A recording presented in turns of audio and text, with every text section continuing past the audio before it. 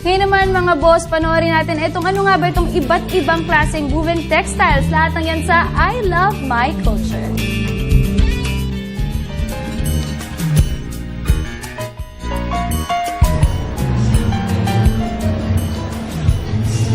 Good morning mga boss! At ngayong umagay aking ibabahagi isang exhibit that will take you to the Philippine textile landscape. Ito ay showcase ng mga textile products na ang layunin ay i-promote ang available hand-woven products mula Luzon, Visayas at Mindanao. In celebration of Heritage Month 2014, ang Filipino Heritage Festival Incorporated at ang Philippine Postal Corporation ay ipinakita din ang ilang mga selected photographs mula sa Habi Manual.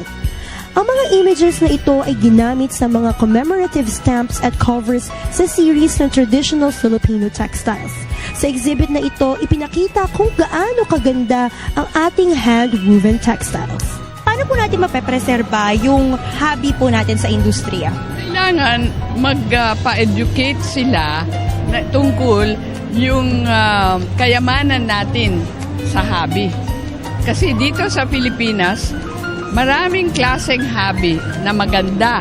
Pag alam natin na meron ganyan, siguro mahilig tayo bumili, mahilig tayo gumamit. Ang layunin ng hobby ay to preserve and to help the weavers market their products so that people will know. Basically, information. Second, preservation. And third, marketing. Sa aming paglipot ni Miss Maita, lalo kong naunawaan kung gaano ito kahirap ihabi ang mga textiles. At na-appreciate ko din kung gaano kaganda ang mga hinabing kasuotan. This one is from Aklan, no? And this is what you call the ringi weaving. This one is pinya silk. Tsaka ito tawag ito mga suksok.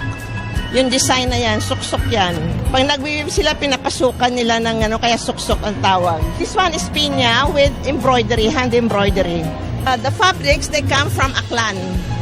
Nagpunta kami doon last time at saka pinakita namin kung paano inuumpisahan from the plant, the pineapple, and then in-scrape nila. Pagkatapos na may lumalabas na fiber, saka yung fiber na yon, dry. Pagka-dry yon, yung iba nun, dinaday. So niluluto pa, saka idaday. Tapos yun din, no? Ganyan lang yung kahaba. Dugtong lahat yon. Manipis na parang buhok, kanipis. So, biro mo yun, ganon. Kaya, mahal ang pinya. Now, this is also pinya, hand-embroidered. And this one is from Maranao. This one is also from Nardas. We just put it together to show na pwede natin gamitin kahit na hindi Filipiniana, but we want to use it for a party or something, no, that they would like to be dressed up. Tiboli ito. And this one is the Maranao skirt. Both are from Mindanao. This is the gadang outfit of the Mountain Province. Ang mga Filipino, kahit yung mga kanunuan natin, talaga mahilig magbihis. Ipinagmalaki ni Miss Maribel ang kanyang kasuotan at hinihikayat niya tayong gamitin ang sarili nating hobby. Show the attractiveness and the wearability of hobby. Alamin ninyo yung kayamanan ng hobby dito sa bansa. And then, mahihilig kayong gumamit, bumili, at, preserve. Sana, tayong mga Filipino ay hindi natin makalimutan kung ano yung sariling atin. Na dapat natin ito ipagmalaki. Huwag nating makalimutan na tayo ay isang bayan, isang bansa, isang diwa, na dapat natin mahalin ang sariling atin. Ang mga hobbying ito ay pwede naman nating gamitin sa pang-araw-araw na buhay.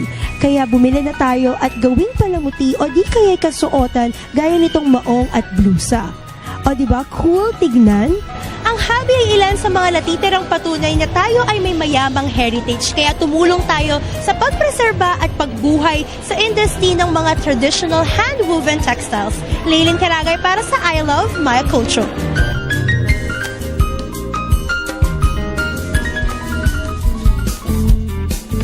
Ayan, kita mo naman, Sandro, no, yung paghahabi, kita natin talaga paggawang Pinoy. Ang ganda-ganda ng produkto at pwede pa natin yan, sa aming mga babae, gawin yan for fashion. Ito naman, Parang kumbaga fashion and pleasure rin kung matutunan mo. On your spare time, you could be productive.